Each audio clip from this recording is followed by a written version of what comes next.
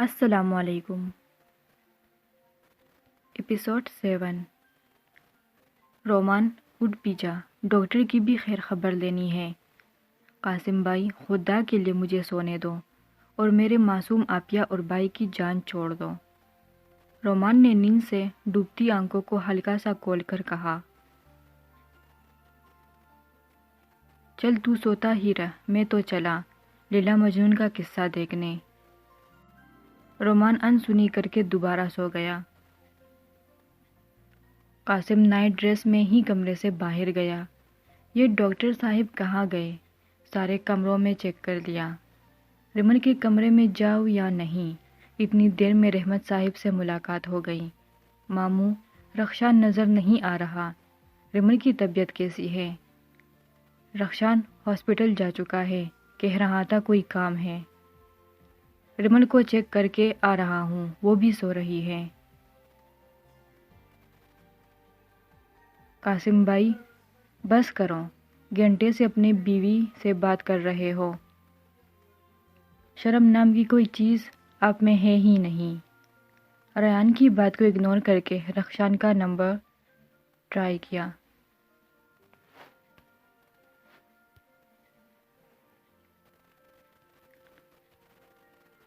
کچھ بیلز کے بعد کال ریسیو کر لی گئی۔ ڈاکٹر صاحب کہاں غائب ہو گئے؟ آپ کی پیشنٹ آپ کے انتظار میں ہے۔ قاسم کی بات کو اگنور کر کے رخشان نے کہا، میں رمل کے سائڈ ٹیبل میں میڈیسن رکھ کر آیا ہوں، اچھے سے ناشتہ کروا کر دینا۔ ایک ایمرجنسی آ گئی ہے، اس لیے لیٹ ہو جاؤں گا، خدا حافظ۔ قاسم کو بولنے کا موقع دیے بغیر ہی کال بند کر دی۔ آپیہ جلدی سے ناشتہ کر لے۔ رمل کو رخشان کے آنے کی امید تھی، مگر اپنے سامنے چاروں کو دیکھ کر دل کو کچھ اچھا نہیں لگا۔ رمن بوجھل دل سے اٹھ کر فریش ہونے چلی گئی۔ چاروں تب تک رمل کے سر پر موجود رہے جب تک اس نے ناشتہ اور میڈیسن نہیں لی تھی۔ جب جب رمل کی آنکھ لگتی تب ہی کمرے کا دروازہ نوک ہوتا، یہ جاننے کے لیے کہ آیا کسی چیز کی ضرورت ہے کہ نہیں۔ ایک گھنٹے میں 20 دفعہ یہ سوال پوچھا جاتا کہ اب پہلے سے کیسا فیل کر رہی ہو، طبیعت پہلے سے بہتر ہے کہ نہیں، ورنہ ہاسپٹل ہی چلے جائیں۔ رمل صرف یہ کہنا چاہتی تھی اسے تھوڑی دیر سکون سے رہنے دے۔ ایک تو پاکستانیوں کی یہ عادت بہت ہی عجیب ہے، بندے کو نیند سے جگا کر یہ پوچھتے ہیں کہ وہ سو رہا ہے کہ نہیں۔ اس کا شدت سے دل چاہ رہا تھا کہ روم کو لاک کر کے سکون سے سو جائے، مگر وہ بیچاری یہ بھی نہیں کر سکتی تھی۔ کہاں وہ اپنے آس پاس کسی کو بھی نہیں آنے دیتی تھی۔ سرونٹ بھی اجازت کے بغیر اسے ڈسٹرب نہیں کرتے تھے۔ اکیلی اور تنہائی میں رہنے والی کو اس ماحول میں ایڈجسٹ کرنا مشکل ترین کام ثابت ہو رہا تھا۔ ڈاکٹر پیشنٹ کو آرام کرنے کا بولتے ہیں، ہم سارا ٹائم اس کے سر میں کڑے ہو کر یہی پوچھتے رہتے ہیں کہ کچھ کھاؤ گی، طبیعت کیسی ہے وغیرہ۔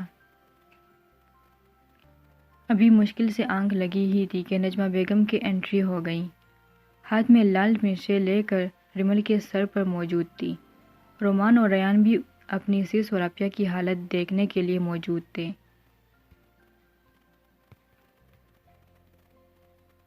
لگتا ہے میری دی کو نظر لگ گئی ہے ہی اتنی پیاری۔ رمل بالکل فکر نہ کر، میں بھی اس نظر بد کا علاج کرتی ہوں۔ ہاتھ میں پتہ نہیں کتنی مرچیں موجود تھی، رمل کو بٹھا کر اس کے سر کے ارد گرد گھما رہی تھی۔ وہ تو اپنی پوری آنکھوں کو کھول کر حیرت سے دیکھ رہی تھی، یہ سب اس کے ساتھ کیا ہو رہا ہے؟ جیسے جیسے نجمہ بیگم کے ہاتھ سر کے ارد گرد منڈرا رہے تھے، ویسے رمل کی آنکھیں بھی گھوم رہی تھیں۔ پھوپھو بس، مجھے چکر آنے لگ جائیں گے۔ شکر کر کے رمل کی مرچوں سے جان چھوٹی۔ پھوپھو میں کچھ دیر سونا چاہتی ہوں، پلیز میرے کمرے میں تھوڑی دیر کے لیے کوئی نہیں آئے۔ رمل نے ہمت کر کے بول ہی دیا۔ نجمہ بیگم کو کہنے کا یہ فائدہ ہوا کہ ریمل نے سکون سے 2-3 گھنٹے کی نیند لے لی۔ آرام کرنے کے بعد جب اٹھی تو پہلے سے کافی بہتر فیل کر رہی تھی۔ نہ چاہ کر بھی رخشان کے بارے میں کسی سے پوچھ نہیں سکی۔ ایک امید تھی کہ وہ سارا دن اس کے ساتھ گزارے گا۔ اب کو دن بھی اپنے اختتام کو پہنچ چکا تھا۔ جس کی راہ دیکھ رہی تھی وہ اب تک نہیں آیا تھا۔ نیچے ہال میں سب جانے کی تیاریوں میں تھے۔ ریمل کو آتا دیکھ کر رحمت صاحب نے شفقت سے اس کے سر پر ہاتھ رکھا۔ اب کیسی طبیعت ہے؟ طیابو، اب میں بالکل ٹھیک ہوں۔ آج میں نے بھی شادی میں جانا ہے۔ میں بہت زیادہ ایکسائٹمنٹ ہوں۔ ٹھیک ہے، پر زیادہ گھومے پھرے گی نہیں، رحمت صاحب نے نصیحت دی۔ ریمل، آؤ میں تمہارے کپڑے بتا دوں۔ پھوپھو یہ دیکھیں، میں ریڈی ہو کر ہی آئی ہوں۔ یہ پاکستانی شادی ہے نہ کہ مغربی، اس لیے جو ڈریس روم میں ہے وہی پہنو گی۔ ریمل نے سب کے چہروں کی طرف دیکھا، شاید کوئی اس کی حمایت میں کچھ بول پڑے، پر یہاں سب خاموش تھے۔ میں اس میں بھی تو پیاری لگ رہی ہوں، وہ ڈریس پہننے کی کیا ضرورت ہے؟ رمیز نے صوفے کے اوپر چڑھ کر ریمل کی دونوں گالوں کو کھینچا۔ آپی، سچ میں آپ بہت پیاری لگ رہی ہیں، ہم سب کے لیے پلیز پہن لے۔ رومان ریان رمیز کے اتنا کہنے میں ہاں میں سر ہلایا۔ اس نے تو خود سے وعدہ کیا تھا جب تک رخشان نہیں کہے گا تب تک ڈریس نہیں تبدیل کرے گی، مگر میں صرف شادی کے لیے پھوپھو کے لائے ہوئے کپڑے پہنوں گی۔ سب نے اس کی بات میں اس بات میں سر ہلایا۔ آپ سب ریڈی ہیں تو جائے، میں جلدی سے تیار ہو کر آ جاتی ہوں۔ پر آپی، آپ اکیلی ہوں گی، میں آپ کے پاس رک جاتا ہوں۔ ریان کے لہجے میں ڈھیر سا پیار تھا۔ اس کی کوئی ضرورت نہیں، آپ نے کون سا دور جانا ہے، سامنے تو ہوں گے، میں جلدی سے آ جاؤں گی۔ ریمل کی بات سن کر سب حسینہ کی طرف چلے گئے۔ اف اللہ جی، اب یہ سب کچھ پہننا پڑے گا۔ جس کی خاطر سب کر رہی ہوں وہ تو سرے سے ہی غائب ہے، حد ہوتی ہے۔ رخشان، ہاسپٹل میں سب پیشنٹ کی فکر ہے اور میری بالکل بھی نہیں۔ تصور ہی میں رخشان سے باتیں کر رہی تھی۔ ریمل، ہم نے شادی میں جانا ہے تو کوئی ڈھنگ کا ڈریس لے لو۔ کیا یہ پینٹ شرٹ جمع کر لی ہے؟ طیبہ، میں تو اپنی شادی میں بھی یہی پہنوں گی، اور تم کسی کی شادی میں جانے کے لیے مجھے کہہ رہی ہو میں ڈریس چینج کروں؟ نکاح نامے میں کہیں بھی یہ نہیں لکھا ہوگا کہ آپ کا لال رنگ کا لہنگا، لال لپسٹک ہوگی تو نکاح کو اپروول کیا جائے گا۔ شادی کرنے کے لیے ایک مولوی، ایک لڑکے، ایک لڑکی اور 3 الفاظوں کی ضرورت ہوتی ہے، اور وہ الفاظ کسی بھی ڈریس میں ادا کر لو، کیا فرق پڑتا ہے؟ اگر طیبہ ریمل کو اس حالت میں دیکھ کر غشکا کر گر پڑتی۔ ریمل اب انہیں دیکھنے کی بجائے پین بھی لے، خود کلامی کرتی ہوئی کپڑے لے کر واش روم میں گم ہو گئی۔ کمرے میں آ کر آئینے کے سامنے اپنا تفصیلی جائزہ لیا۔ سیم جیولری جو ڈریس کے ساتھ پہلے سے موجود تھی پہنی۔ دوپٹہ سیٹ ہونے کا نام ہی نہیں لے رہا تھا۔ اف، پتہ نہیں یہ سب لوگ کیسے اتنی بڑی بیڈ شیٹ کو اپنے اوپر اڑ لیتے ہیں۔ دوپٹہ واپس بیڈ میں اچالا، ایک نظر خود کو دیکھتی باہر نکل پڑی۔ سیڑھیاں اتر رہی تھی جب خود کے کپڑوں سے الجھ کر گرنے لگی۔ ایک زوردار چیخ خلق سے نکالی۔ اس بات سے انجان جس کے دیدار کی آنکھیں اب تک راہ دیکھ رہی ہے، وہ یوں مقابل آ جائے گا۔ گرنے سے پہلے ہی اس کا ہاتھ کسی مضبوط ہاتھوں میں تھا۔ مندی مندی سی آنکھیں کھول کر پہلے نیچے دیکھا، مطلب وہ گری نہیں، پھر مقابل پر نظر پڑی۔ دل معمول سے ہٹ کر دھڑکنے لگا۔ دوسری طرف بھی کچھ ایسی ہی صورتحال تھی۔ وہ نازک سی لڑکی اس وقت دل کے قریب سے لگ رہی تھی، جس طرح ہمیشہ سے دیکھنے کی چاہت تھی، آج وہ اس روپ میں بے حال کر رہی تھی۔ ملٹی لہنگے میں، گرین شرٹ بیلی تک آتی، کانوں میں جھمکے، گلے کے ساتھ باندھا ہوا نیکلیس، بلکہ مسکارے کی وجہ سے بہت ہی خوبصورت لگ رہی تھی۔ ناک میں چھوٹی سی بالی، ہونٹوں کو لپسٹک نے مزید دلکش بنا دیا تھا۔ ایسے گمان ہوتا تھا کہ کوئی حور ہو جو بٹک کر زمین میں آ گئی ہو۔ مکمل مدہوش کرنے والے سراپے میں تھی۔ کچھ دیر دونوں آنکھوں کے راستے سے دل کے پیاس بجھا رہے تھے۔ ہوش آنے میں اپنا ہاتھ رخشان کے ہاتھوں سے چھڑایا، واپس نیچے جانے لگی۔ کہاں جا رہی ہے؟ ریمل کو سیڑھیاں اترتے ہوئے دیکھ کر رخشان نے سوال کیا۔ آگے پتہ نہیں دل کس رفتار سے چل رہا تھا۔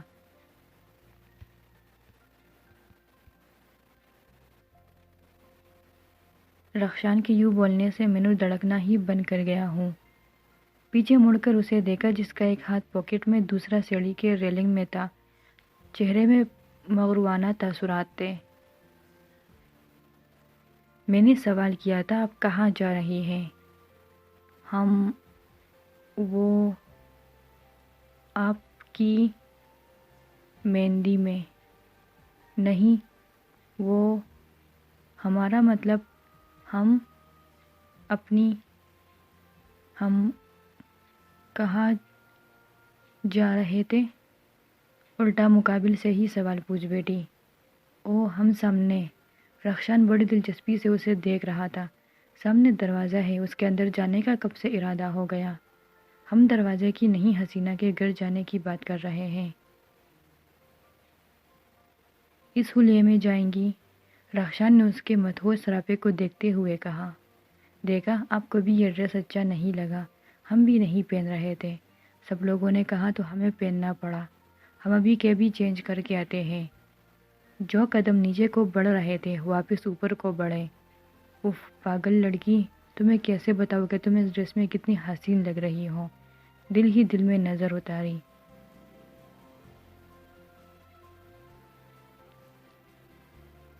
میں نے ڈریس چینج کرنے کو نہیں کہا، شاید ڈریس کے ساتھ دوپٹہ بھی تھا، وہ کہاں ہے؟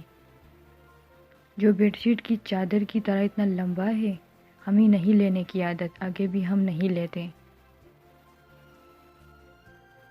تو کون سی نئی بات ہے؟ رخشان اس کے باتوں کو سنے بغیر ہاتھ پکڑ کر اس کو کمرے میں لایا۔ دوپٹہ سیٹ کرے، اتنی دیر میں چینج کر کے آتا ہوں۔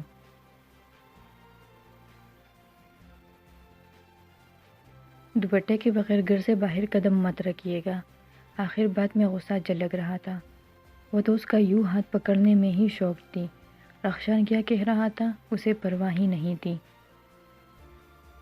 دروازہ بند ہونے کی آواز میں ہوش میں آئی۔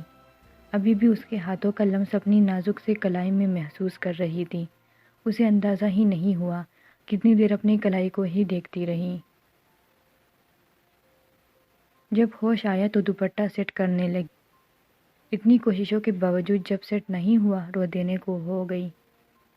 دروازہ کھلنے کی آواز میں اس کی جانب دیکھا۔ جہاں وہ دونوں دنیا کو بھول بیٹھے ایک دوسرے کے سحر میں مبتلا تھے، وہ ترکش شہزادہ اس وقت سچ میں شہزادے کی طرح ہی لگ رہا تھا، نظر لگ جانے کی حد تک حسین۔ مہندی کی مناسبت سے چاروں کے کرتے اور وائٹ شلواریں تھیں۔ باقی سب کے کرتے کو غور و فکر سے تو نہیں دیکھا تھا، مگر جو اس کے مقابل کھڑا تھا گرین کلر کا کرتا، بالوں کو نفاست سے سیٹ کیا گیا، ہاتھوں میں واچ جو اس کی کلائی کو مزید خوبصورت بنا رہی تھی۔ موبائل کی رنگ ٹیون سے دونوں واپس زمین کی دنیا میں آئے۔ ریمل نے جلدی سے اپنی نگاہیں پھیر لیں، خود کو بولا بلا کہہ رہی تھی، پتہ نہیں جب وہ سامنے ہوتا ہے کیوں وہ اتنی بے پرواہ سی ہو جاتی ہے۔ مقابل کی بھی صورتحال کچھ یوں تھی۔ ڈاکٹر صاحب، اگر آپ اور آپ کی پیشنٹ بالکل ٹھیک ہے تو باہر بھی آ جائیں، کب سے آپ کی گاڑی کی آواز سن چکا ہوں، مگر انتظار کچھ زیادہ ہی طویل ہو گیا ہے۔ ویسے دوسرا آپشن بھی ہے، کل ہم دونوں کا نکاح اکٹھے ہو جائے، کیا خیال ہے؟ ماموں سے بات کروں؟ ڈاکٹر صاحب کا دل آ گیا ہے۔ رخشان سن تو قاسم کی بات تھا مگر سارا دھیان سامنے تھا، جو دوپٹے سے الجھی سی لگ رہی تھی۔ شاید رشتے کا ہی تقاضا تھا، جو آنکھ ایک بار اس کی طرف اٹھ جاتی تھی واپس پلٹنے کا نام ہی نہیں لیتی تھی۔ قاسم کی باتوں کو اگنور کر کے فون بند کر دیا۔ اسے یاد ہے جب وہ گھر آ رہا تھا قاسم کا میسج آیا تھا، گھر تیرے لیے سرپرائز ہے۔ اس کا سرپرائز ریمل کی صورت میں سامنے موجود تھا۔ دوپٹہ پیچھے سے لے کر دونوں بازو میں ڈال لو، پھر سنبھل جائے گا۔ نہیں ہو رہا، اتنا زیادہ اکڑا ہوا ہے، ریمل نے رونی صورت بنا کر کہا۔ رخشان مزید اپنے قدم اس کی جانب نہیں بڑھا سکتا تھا، اس لیے اشاروں سے ہی دوپٹہ سیٹ کرنے کا کہا۔ اب طبیعت کیسی ہے؟ اتنی دیر بعد پوچھنا یاد آیا، نہ چاہ کر بھی ایک چھوٹا سا شکوہ کر بیٹھی۔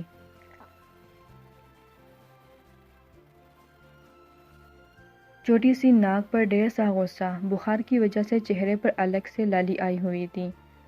وہ تو اس قاتل حسینہ سے بچنے کے لیے اتنی صبح ہاسپٹل گیا تھا، مگر قسمت کہ گھر آ کر بھی سب سے پہلے اس کا ہی دیدار ہوا۔ نہیں، صبح آپ کو چیک کر کے گیا تھا، کافی بہتر طبیعت تھی آپ کی۔ بازو کو فولڈ کرتا اس کی جانب متوجہ ہوا۔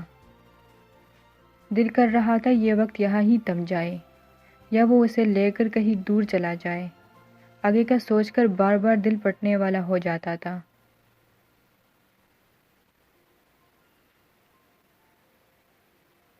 ان دونوں کا ساتھ لمحوں کا ہے، کاش یہ ساتھ ہمیشہ کے لیے ہو۔ دونوں ایک دوسرے کو سوچتے ہوئے گھر سے باہر نکلے۔ جیسے ہی لون میں داخل ہوئے بے پناہ نظریں ان پر آ کر رکی۔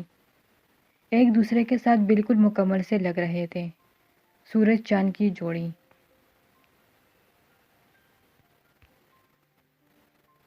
مہندی کی رسم اپنے عروج پر تھی، بنگلہ ڈانس پتہ نہیں کیا کچھ کر رہے تھے۔ رومان رمیز ریان کی خوشی کا کوئی ٹھکانہ ہی نہیں تھا۔ قاسم تو انہیں بھائیوں کی طرح عزیز تھا۔ قاسم جب سٹیج سے اٹھ کر ڈانس کرنے جانے لگتا، ہاشم صاحب کی نظریں خود پر محسوس کرتے واپس بیٹھ جاتا۔ دونوں کی پسند کی شادی تھی، تو کچھ ولن والا رول ہاشم صاحب ادا کر رہے تھے۔ نظریں بچا کر حسینہ کی تعریف کرنا نہ بھولا۔ قاسم ویسے ریمل اور رخشان ایک ساتھ کتنے اچھے لگ رہے ہیں۔ ہاں، اللہ کرے ہمارے ڈاکٹر صاحب کی زندگی میں بھی بہاریں آ جائے۔ پر ریمل اس کی چاچی کی بیٹی ہے، اس بات کا ہی تو ڈر ہے۔ تم دونوں کچھ تو شرم کر لو، دلہنیں تھوڑا شرماتی ہے، اور یہاں تو سرے سے ہی دلہن کا شرمانا ختم ہوا ہے۔ رخشان بھائی، میرا گفٹ، حسینہ نے کہا۔ او محترمہ، اتنا مہنگا لہنگا تم جو کل اپنے پیا کے گھر پہن کر جاؤ گی میرے حق حلال کی کمائی میں سے آیا ہے، ابھی بھی تم دونوں کو گفٹ کی پڑی ہے، میرا پورا بچت ہی خراب کر دیا ہے۔ حسینہ نے گور کر رخشان کو دیکھا۔ یہ گوری اب اپنے شوہر کو دکھانا، مجھ پر اس کا کوئی اثر نہیں ہوگا۔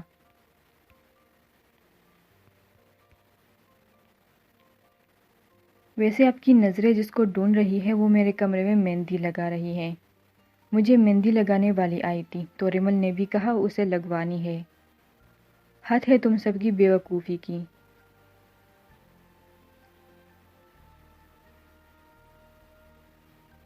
رخشان اندر کی جانب بڑھا، وہ کب سے نوٹ کر رہا تھا۔ اس کا چہرہ بخار کی شدت سے لال ہو رہا ہے۔ وہ اس کو ڈھونڈ رہا تھا تاکہ گھر جانے کا بول سکے، اور یہاں محترمہ نئے شوق پال کر بیٹھی ہوئی ہے۔ رخشان کمرے کے دروازے میں رکا۔ ریمل بیڈ کی کروان سے ٹک لگا کر اپنی دونوں ہاتھوں پر مہندی کی چاپ لگوا رہی تھی۔ آنکھوں میں نیند کے خمار، آدھی بند کھولی آنکھوں کو بامشکل کھول رہی تھی۔ سر میں درد ہو رہا تھا،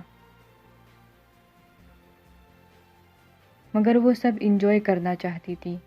رخشان کی نظر جب اس کے ہاتھوں پر پڑی، اس قاتل حسینہ کے ہاتھ انتہائی دلکش لگ رہے تھے۔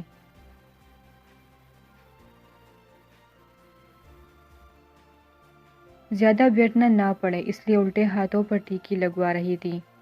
ریمل چلو گھر، مہندی والی رخشان کو دیکھ کر باہر نکل گئی۔ ریمل اپنی پوری آنکھیں کھولو، رخشان نے غصے سے کہا۔ آگے اسے ریمل پر انتہا کا غصہ آ رہا تھا۔ کیسے وہ اپنی صحت کے ساتھ کمپرومائز کر سکتی ہے؟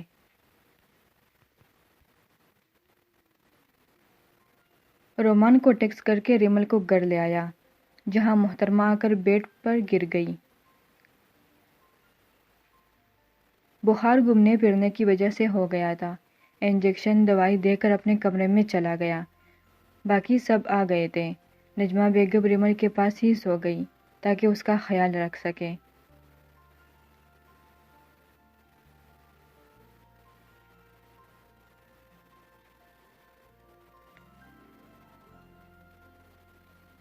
آج بارات کا دن تھا۔ ناشتے سے فارغ ہو کر نجمہ بیگم آج کی تیاریوں میں مصروف ہو گئی۔ بینڈ باجا، ڈول، پہلی بار اس نے پاکستانی شادی دیکھی تھی۔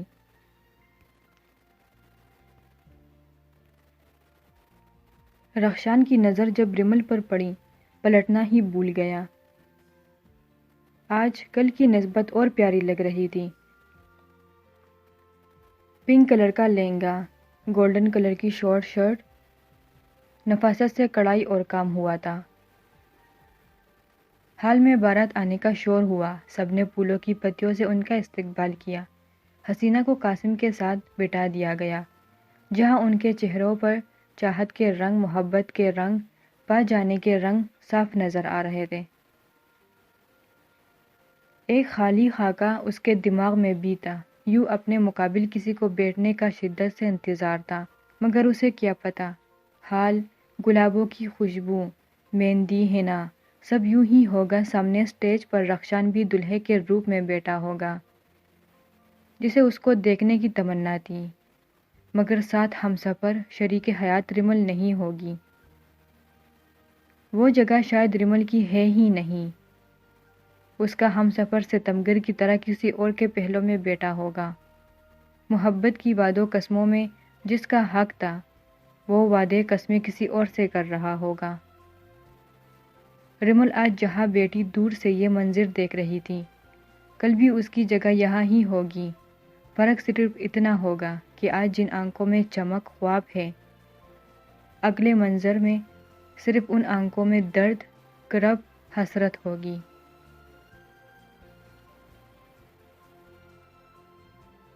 دلہن بنا کر حسینہ کو گھر لایا گیا، جہاں سب نے خوب استقبال کیا۔ ولیمہ کا دن بھی آ پہنچا۔ ولیمے کے 2 دن بعد قاسم، نجمہ بیگم، حسینہ نے اب فیصل آباد کے لیے جا رہے تھے۔ ساری پیکنگ ہو گئی تھی۔ ریمل کا دل ان کے جانے سے بہت زیادہ اداس تھا۔ باقیوں کا حال بھی کچھ ایسا ہی تھا۔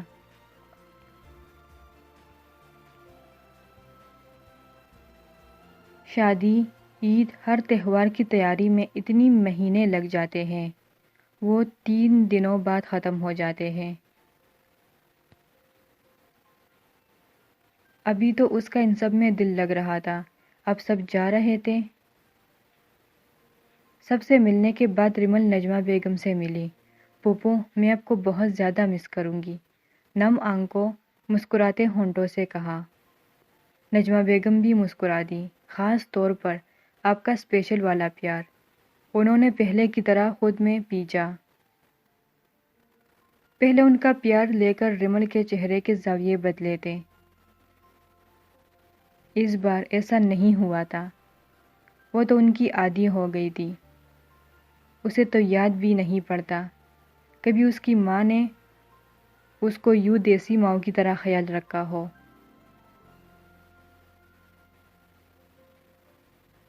وہ تو ورکنگ وومن تھی، انہیں تو دن رات اپنے بزنس کی پڑی ہوتی تھی۔ ماموں جان، کچھ نظریں کرم اپنے بغل میں کھڑے ڈاکٹر صاحب پر بھی کر دیں، ہمیں بھی ان کی شادی کے لڈو کھانے ہیں، میرا گانا گانے کو بھی دل کر رہا ہے، میرے یار کی شادی ہے۔ قاسم بھائی، آپ پہلے والا گانا بھول گئے؟